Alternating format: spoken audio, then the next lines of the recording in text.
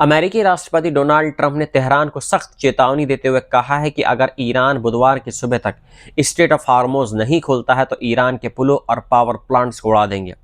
Truth social पर गाली गलौज भरे पोस्ट में लिखा है कि मंगलवार को ईरान में पावर प्लांट डे और ब्रिज डे एक साथ होगा।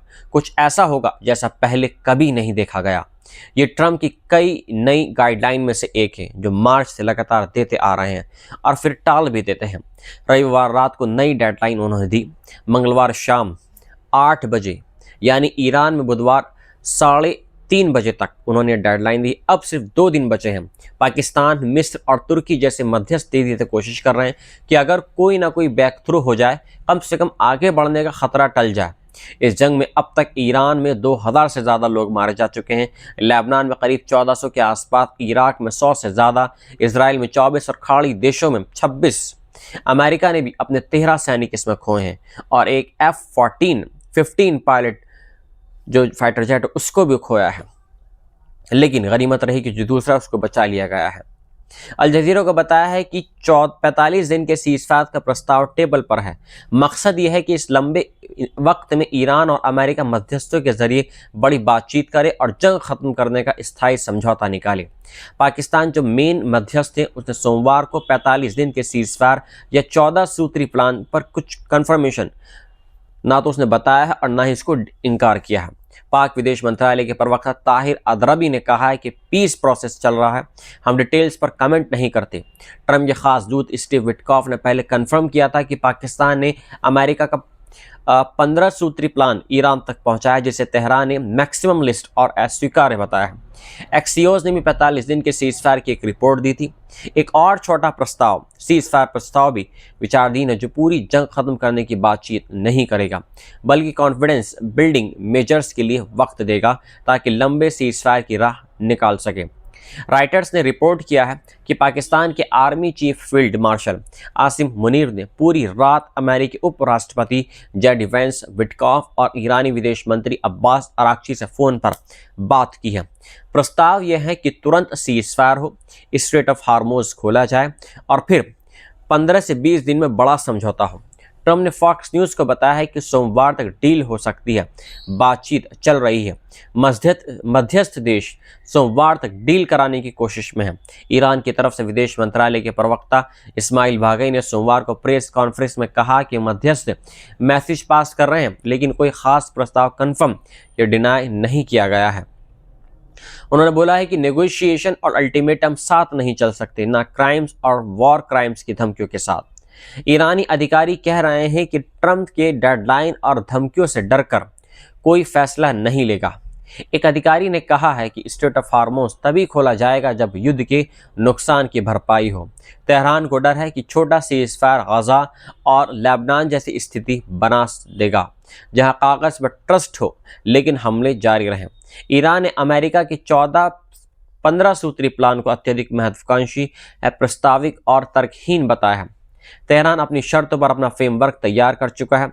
स्थिति बेहद नाजुक है, अविश्वास का पड़ाव खड़ा हुआ है, लेकिन पाकिस्तान समेत मध्यस्थ फ्रंटिंग डिप्लोमेसी चल रही है। अल्लाह खैर करे, जंग जल्द थमे और इलाके में अमन कायम हो, ये कहना है पाकिस्तान का। यह खबर अल जज़ीरा राइटर एक्सियोस और अन्य रिपोर्ट पर आधारित है। स्थिति बहुत ज़्यादा तेज़ी से बदल रही है। ईरान के supreme leader Mohammad Mojtaba Khamenei के एक वरिष्ठ सलाहकार ने चेतावनी दे दी है कि अगर अमेरिका ने गलती की तो ईरान के सहयोगी बाब अल मंदब जल डमरू, जो एक समुद्री रास्ता, उसको भी बंद कर सकते हैं। ठीक उसी तरह जैसे उन्होंने ईरान के जो पास में स्ट्रेट ऑफ हार्मोज है उसको पूरी तरीके से बंद कर दिया है। पूर्व ईरानी विदेश मंत्री और ईरानी स्थापना के प्रभावशाली चेहरे अली अकबर वलायती ने रविवार को एक्स पर एक ट्वीट किया है। रेजिस्टेंस फ्रंट का एकीकृत कमांड बाब अल मंडब को उसी नज़रिए से देखता है जिस नज़रिए से वे स्ट्रेट ऑफ हार्मोज को देखता है। विलायती ने आगे चेतावनी दी है कि अगर व्हाइट हाउस अपनी मूर्खतापूर्ण गलतियां दोहराने की हिम्मत करता है तो जल्द ही उसे पता चल जाएगा कि वैश्विक ऊर्जा और व्यापार की आपूर्ति को एक ही कदम में बाधित किया जा सकता है। ईरान की सरकारी मीडिया प्रेस टीवी ने भी इस बयान की पुष्टि की है। यह बयान अमेरिकी राष्ट्रपति डोनाल्ड ट्रंप की उस धमकी के बाद में आया है जिसमें उन्होंने कहा था कि अगर ईरान ने स्ट्रेट ऑफ हॉर्मोज दोबारा नहीं खोला तो बुधवार से ईरान के पावर प्लांट्स और पुलों पर बमबारी की जाएगी। ईरान ने पहले ही साफ अल्फाजों में बोल दिया था कि स्ट्रेट ऑफ हॉर्मोज केवल उन देशों के जहाज़ों के लिए खुला है जो सेफ मार्ग के लिए बातचीत करेंगे, लेकिन अमेरिका और इजराइल को इसमें शामिल नहीं किया जाएगा, बिल्कुल भी नहीं किया जाएगा। वहीं बाब अल मंदब, एक जो समुद्री रास्ता है यमन और जिबूती इरिट्रिया के बीच स्थित है। ये रेड सी को गल्फ ऑफ एदन और आगे हिंद महासागर से जोड़ता है। इसकी सबसे संकरी जगह पर चौड़ाई सिर्फ 29 किलोमीटर है। 2024 में इस रास्ते से करीब 41 अरब बैरल कच्चा तेल और पेट्रोलियम उत्पाद गुजरे थे, जो वैश्विक का कुल 5% है। सऊदी अरब एशिया को अपना तेल इसी रास्ते से भेजता है। अगर स्ट्रेट ऑफ हार्मोज और बाब अल मंदब दोनों बंद हो गए तो दुनिया की कुल 25% तेल और गैस आपूर्ति रुक जाएगी। साथ ही वैश्विक व्यापार का करीब 10% भी प्रभावित होगा। स्ट्रेट ऑफ हार्मोज बंद होने के बाद सऊदी अरब अब ज़्यादा तेल अपने रेड सी पोर्ट यानुबू से भेज रहा है। मार्च में ईस्ट वेस्ट पाइपलाइन पूरी क्षमता 70 लाख बैरल प्रतिदिन पर चल रही थी। ईरान समर्थित यमन के हुतीज विद्रोहियों ने पहले ही साबित कर दिया है कि वे इस रास्ते को बंद कर सकते हैं। गजा युद्ध के दौरान उन्होंने इजराइल और अमेरिका से जुड़े जहाज़ों पर हमले करके रेड सी में नौवहन लगभग पूरा तरीके से रोक दिया था। अमेरिका के पूर्व राजनयिक नबील खौरी ने कहा, हूथियों को बस कुछ जहाज़ों पर मिसाइलें दागने की ज़रूरत है, इससे सारे कमर्शियल शिपिंग रुक जाएंगे। ये उनके लिए सबसे बड़ा हथियार है। कैम्ब्रिज यूनिवर्सिटी के middle east experts Elizabeth candle ने इसे नाइटमेयर सिनेरियो बताया है। उन्होंने कहा है कि अगर दोनों जो समुद्री रास्ते उन पर पाबंदी लग गई तो यूरोप की ओर जाने वाला व्यापार पूरी तरीके से प्रभावित होगा। ये दुनिया के लिए बहुत खतरनाक एक सिचुएशन आ गई है। जानकारों का मानना है कि अगर हुतीस पूरी ताकत से बाब अल मंदब बंद करने का फैसला कर लेते हैं तो पूरी वर्ल्ड की ऊर्जा है और जो संकट है वो और ज़्यादा बढ़ जाएगा। इसका असर फैक्ट्रियां, घरों और पेट्रोल पंपों पर सीधा पड़ेगा। अभी देखना होगा कि ट्रंप की धमकी और ईरान हुतीस के इस चेतावनी भरे बयान के बाद स्थिति किस तरफ जाती है। मध्य पूर्व में तनाव अपने चरम पर है और दुनिया की आर्थिक स्थिरता अब इन दो संकरे जो समुद्री रास्ते हैं उन पर टिकी हुई है। पाकिस्तान ने अमेरिका, इजराइल और ईरान के बीच चल रही जंग खत्म करने तथा स्ट्रेट ऑफ हार्मोज दोबारा खोलने के लिए 2 फेज की योजना प्रस्तावित की है। दोनों पक्ष अब इस फ्रेमवर्क पर विचार कर रहे हैं। राइटर्स न्यूज एजेंसी को एक सूत्र ने ये जानकारी दी है। ईरान के विदेश मंत्रालय के प्रवक्ता इस्माइल बागई ने सोमवार को पाकिस्तान के कूटनीतिक प्रयासों को स्वीकार किया है। उन्होंने कहा है कि पाकिस्तान ने ईरान और अमेरिका दोनों के साथ जंग खत्म करने की योजना बनाई है और उसको साझा भी किया है। बागई ने यह भी कहा कि ईरान अपनी सुरक्षा पर पूरा ध्यान दे रहा है क्योंकि अमेरिका और इजराइल के हमले अभी भी जारी हैं। सोमवार को तेहरान की एक प्रमुख यूनिवर्सिटी और असूलिया में साउथ पार्ट्स के पेट्रोकेमिकल प्लांट पर बमबारी हुई जिसमें कम से कम 34 लोग मारे गए हैं।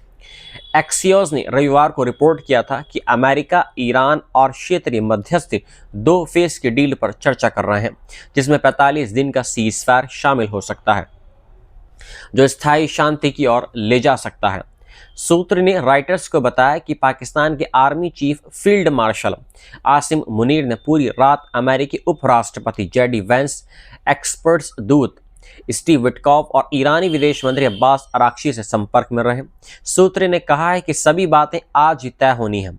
शुरुआती समझौता पाकिस्तान के माध्यम से इलेक्ट्रॉनिक रूप से MOU के रूप में अंतिम रूप लेगा क्योंकि पाकिस्तान ही दोनों पक्षों के बीच एकमात्र संपर्क चैनल है। प्रस्ताव के अनुसार तुरंत सीजफायर लागू होगा और स्ट्रेट ऑफ हार्मोज दोबारा खुल जाएगा। इसके बाद 15 से 20 दिन में व्यापक समझौता अंतिम रूप दिया जाएगा। इस डील को अस्थायी रूप से इस्लामाबाद अकॉर्ड नाम दिया गया है। इसमें हार्मोज स्ट्रेट के लिए क्षेत्रीय फ्रेमवर्क शामिल होगा और अंतिम बातचीत पाकिस्तान की राजधानी में आमने सामने होगी। अंतिम समझौते में ईरान परमाणु हथियार न बनाने की प्रतिबद्धता देगा, बदले में उसे प्रतिबंधों में राहत और फ्रीज की गई संपत्तियां वापस मिलेगी। तेहरान ने साफ कर दिया है कि वे अस्थायी सीजफायर के तहत हार्मोज नहीं खोलेगा।